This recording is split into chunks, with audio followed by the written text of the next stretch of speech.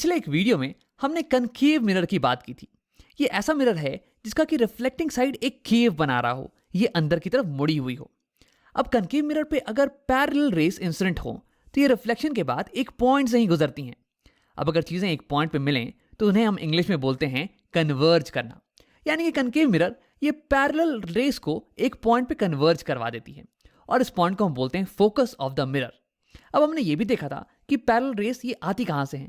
अब देखो, अगर मान लो कि सोर्स ऑफ लाइट ये मिरर से बहुत दूर पे हो, इतना दूर कि ये जो डिस्टेंस है ना, ये कंपेयर टू मिरर साइज ये बहुत ज्यादा बड़ा हो, तो उस केस में हम मान सकते हैं कि सोर्स से जो भी रेस हमारे मिरर पे पड़ रही होंगी वो ऑलमोस्ट पैरेलल ही हैं।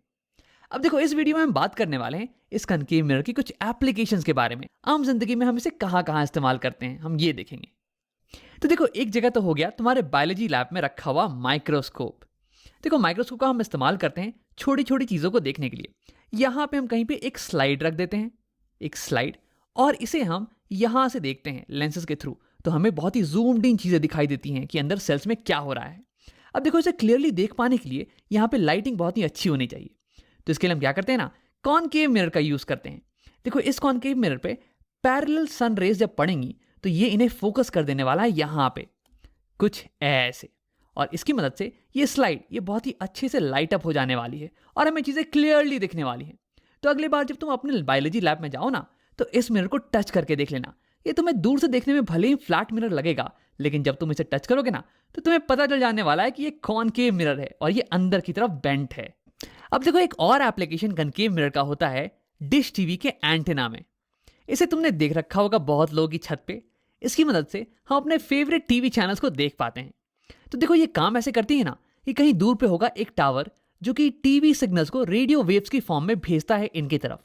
देखो, रेडियो वेव्स ये लाइट ही होती हैं, बस ये हमें दिखती नहीं है। विजिबल लाइट ये अलग होती है और फिर इनविजिबल लाइट ये अलग होती है। तो रेडियो वेव एक टाइप की इनविजिबल लाइट है। अब देखो, क्योंकि ये टावर बहुत ही दूर है ना, इसलिए इससे आने वाली लाइट रेस या फिर रेडियो वेव्स ये ऑलमोस्ट पैरेलल होने वाली है इस डिश टीवी के एंटीना पे। अब देखो, ये जो प्लेट है ये कॉनकेव शेप का है, यानी कि ये इनकमिंग पैरेलल रेस को ऐसे रिफ्लेक्ट करेगा कि ये सारी रेस ये एक पॉइंट से ही होके जाने वाली हैं, यानी कि फोकस से कुछ ऐसे। अब देखो, फोकस पे हमने लगा दिया है एक मशीन, ये एक रिसीवर, ये इन सारी रेस को कलेक्ट कर लेने वाला है और फिर ये इसे सेंड कर देगा तुम्हारे टीवी की तरफ ताकि तुम अपने फेवरेट चैनल को देख पाओ। अब एक और एप्लीकेशन होता है कनकेव मिरर का सोलर कुकर में। देखो, सोलर से मेरा मतलब हो गया सूर्य की मदद से, और कुकर ये तो एक चीज हो गई जिसकी मदद से हम खाना बनाते हैं। तो सोलर कुकर में होता है कनकेव मिरर, उसे हम पॉइंट कर देते हैं सूरज की तरफ। तो ये क्या करता है ना कि सूरज की जो रेस है पैरेलल रेस, उसे ये फोकस कर देता है एक पॉइंट पे, और इस पॉइंट पे हम रख देते हैं कुकर को कुछ खाने के साथ। तो अब देखो, इस पॉइंट पे तो हो रही होगी बहुत गर्मी, क्योंकि अब सारी सनलाइट इस पॉइंट पे फोकस्ड है। अब इसी गर्मी की मदद से कुकर के अंदर रखा हुआ खाना ये तुरंत ही पक जाता है। तो ऐसे ही काम करती है हमारी सोलर कुकर। अब आओ एक और अलग सा एग्जाम्पल देखते हैं। देखो, इसका इस्तेमाल करते हैं हम टॉर्च में या फिर किसी कार या बाइक की हेडलाइट में। देखो, यहां पे है एक बल्ब और इसके पीछे लगा हुआ है एक मिरर, यह है कॉनकेव मिरर। अब तुम सोच रहे होगे कि क्या टॉर्च में हम लाइट को एक पॉइंट पे फोकस करते हैं? तो नहीं, असल में इसका बिल्कुल ही उल्टा एप्लीकेशन होता है यहाँ पे। अब इसे समझने के लिए आओ यहाँ पे एक बार देख लेते हैं।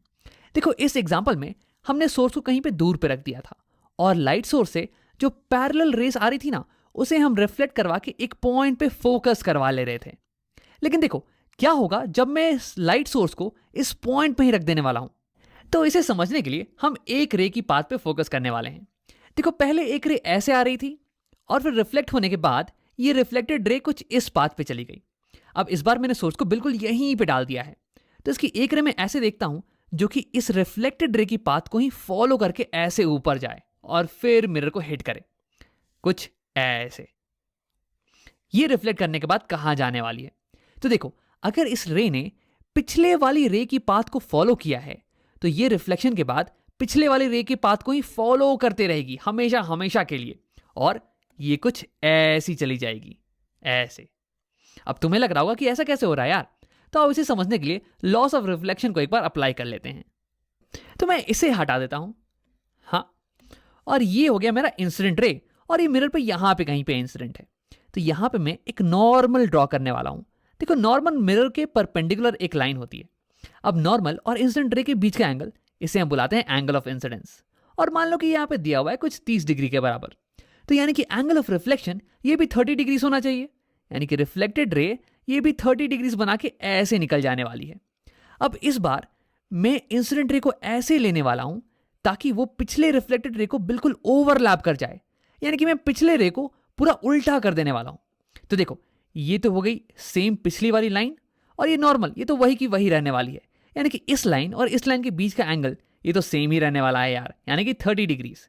यानी कि एंगल ऑफ इंसिडेंस ये इस बार है 30 डिग्रीज, तो यानी कि एंगल ऑफ रिफ्लेक्शन ये भी 30 डिग्रीज ही होने वाला है, बिल्कुल पिछले बार की तरह। तो यानी कि ये जो रिफ्लेक्टेड रे है ये भी बिल्कुल पिछली इंसिडेंट रे के ऊपर ही चली जाएगी ओवरलैप करते हुए। तो यानी कि अगर मैं लाइट रे के पाथ को उल्टा कर दूं, तो यानी कि मेरी लाइट रे ये अपने जिस पाथ पे वो चल के आई थी ना, उसे पूरा रिट्रेस करके वापस जाने वाली है। अब एक और एग्जांपल देख लो। मान लो कि हमारे पास कुछ ऐसा सेटअप है, ये एक मिरर है और ये एक मिरर है। अब लाइट रे आई ऐसे टकरा के फिर ये ऐसे रिफ्लेक्ट हो गई, फिर ऐसे रिफ्लेक्ट हो गई। अब यहां पे अगर मैंने इस लाइट रे को उल्टा कर दिया, इसके पाथ को उल्टा कर दिया, तो ये लाइट रे बिल्कुल ऐसे जाएगी और फिर रिफ्लेक्ट होके फिर ऐसे और फिर ऐसे अपने इनिशियल पाथ को रिट्रेस करने वाली है, बिल्कुल ही उल्टा चलने वाली है। और इसे हम कहते हैं principle of reversibility of light. यानी कि अगर लाइट रे के पाथ को उल्टा कर दो तो ये सेम टू सेम अपना पाथ फॉलो करके पीछे चली जाएगी। तो इस केस में पहले हमारे सोर्स से पैरेलल रेस आ रही थी और मिरर से रिफ्लेक्ट करने के बाद ये सारी एक पॉइंट पे फोकस हो जा रही थी। अब इस बार मैंने सोर्स को यहीं पे डाल दिया है, इस फोकस के ऊपर। तो अब क्या होने वाला है कि इस सोर्स से लाइट रेस निकलेंगी और ये फिर इंसिडेंट होने वाली हैं। इस पॉइंट से, एक पॉइंट से लाइट रेस निकल के इंसिडेंट होंगी मिरर पे, और फिर रिफ्लेक्ट करने के बाद ये सारी लाइट रेस पैरेलल आगे की तरफ चली जाने वाली हैं। तो पहले पैरेलल रेस एक पॉइंट पे फोकस हो रही थी और इस बार एक पॉइंट से निकलने वाली रेस पैरेलल चली जा रही हैं। तो यानी कि इस डायग्राम में अगर मुझे कुछ चेंज करना है तो बस इन एरोस की डायरेक्शन को, ये देखो, हाँ, इस पॉइंट से निकलने वाली रेस रिफ्लेक्ट करने के बाद पैरेलल चली जा रही हैं। अब इसका इस्तेमाल हम कर सकते हैं एक पैरेलल बीम को जनरेट करने के लिए। अगर मैं कनकेव मिरर की फोकस पे एक लाइट सोर्स को रख दूं तो इससे जो लाइट रेस पीछे निकलेंगी और मिरर पे हिट करेंगी ना, तो वो सब कुछ रिफ्लेक्ट होने के बाद एक पैरेलल डायरेक्शन में ही जाने वाली है। यानी कि एक highly directional parallel beam of light मुझे मिल जाने वाली है। अब देखो, इसी प्रिंसिपल का इस्तेमाल होता है टॉर्च में भी।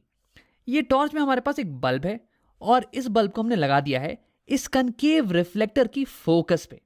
अब देखो, इस बल्ब से जो भी लाइट रेस सामने की तरफ निकल रही होंगी वो तो आगे ही चली जाएगी, लेकिन जो लाइट रेस यहां इस रिफ्लेक्टर पे हिट कर रही होंगी ना, ऐसे, ये देखो, ये रिफ्लेक्ट करने के बाद पैरेलल चली जाने वाली है। क्योंकि देखो, ये जो सोर्स है ये इस बार फोकस पे रखा हुआ है और फोकस से निकलने वाली लाइट रेस जो कि मिरर पे हिट करें वो रिफ्लेक्शन के बाद पैरेलल जाती हैं, कुछ ऐसे।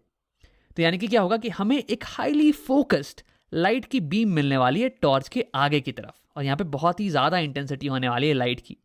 अब इसी प्रिंसिपल का इस्तेमाल होता है एक किसी भी गाड़ी की हेडलाइट में, और इसलिए हमें हेडलाइट के आगे बहुत ही ब्राइट रोशनी मिलती है। अब देखो, अगर हम रिफ्लेक्शन की बात करें तो साउंड में बिल्कुल ही लाइट की तरह बिहेव करती है। साउंड के रिफ्लेक्शन में भी एंगल ऑफ इंसिडेंस बराबर एंगल ऑफ रिफ्लेक्शन होता है। अब जैसे कि फॉर एग्जाम्पल देख लो, तुम यहाँ पे स्टेज पे खड़े हो और तुम्हें एक लेक्चर देना है, और तुम्हारी जो ऑडियंस है ना, ये यहाँ सामने तुम्हारे बैठे हुए हैं यहाँ पे। अब तुम चाहते हो कि तुम्हारी जो सारी एनर्जी है, तुम्हारी जो सारी साउंड है, वो आगे की तरफ ही फोकस्ड हो जाए। तो इसके लिए तुम क्या करोगे कि पीछे, अपने पीछे एक कॉनकेव रिफ्लेक्टर लगा लेना, साउंड का कॉनकेव रिफ्लेक्टर। तो इससे क्या होगा कि जो भी तुम्हारी साउंड वेव्स पीछे की तरफ जाएगी ना, तो वो टकरा के आगे की तरफ फोकस हो जाने वाली है, आगे की तरफ रिफ्लेक्ट हो जाने वाली है। और इससे क्या होगा कि तुम्हारी सारी साउंड ये आगे की तरफ ही फोकस रहने वाली है, तुम्हारे ऑडियंस की तरफ। अब आओ एक बार वीडियो को समराइज कर लेते हैं। इस वीडियो में हमने कॉनकेव मिरर्स की कुछ एप्लीकेशंस को देखा, और ये सारी एप्लीकेशंस कॉनकेव मिरर की एक प्रॉपर्टी पे बेस्ड थी। अगर parallel rays of light concave mirror पे हिट करेंगी तो वो रिफ्लेक्ट करने के बाद एक पॉइंट पे फोकस हो जाने वाली हैं। और हाँ, इसका उल्टा भी ट्रू है। तो ये थी कॉनकेव मिरर की कुछ एप्लीकेशंस।